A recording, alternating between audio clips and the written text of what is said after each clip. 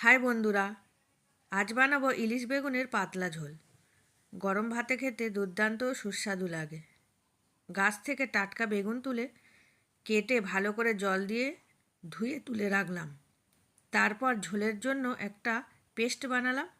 সর্ষে কাঁচা লঙ্কা বাটা, পরিমাণ মতো হলুদ গুঁড়ো, পরিমাণ মতো কাশ্মীরি লঙ্কার গুঁড়ো দিয়ে কড়াইতে তেল দিয়ে মাছগুলো ভেজে নিলাম। ওই তেলের মধ্যে বেগুনগুলো দিয়ে লাল লাল করে ভেজে নিয়ে একটা পাত্রের মধ্যে তুলে নিলাম। কড়াইয়ে তেল দিয়ে ওর মধ্যে কালা জিরে ফোড়ন দিয়ে নেড়ে নিয়ে পেস্টটা ঢেলে দিলাম। স্বাদ মতো নুন দিয়ে ভেজে নিলাম।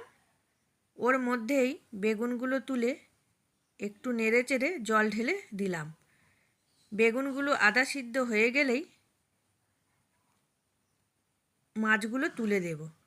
একটু নেড়ে চেড়ে নিলেই তৈরি হয়ে গেল ইলিশ বেগুনের ঝোল। গরম ভাতে খেতে দুর্দান্ত লাগে। বন্ধুরা, আমার ভিডিওটি যদি ভালো লাগে একটা লাইক করে দিও আর সাবস্ক্রাইব করে দিও।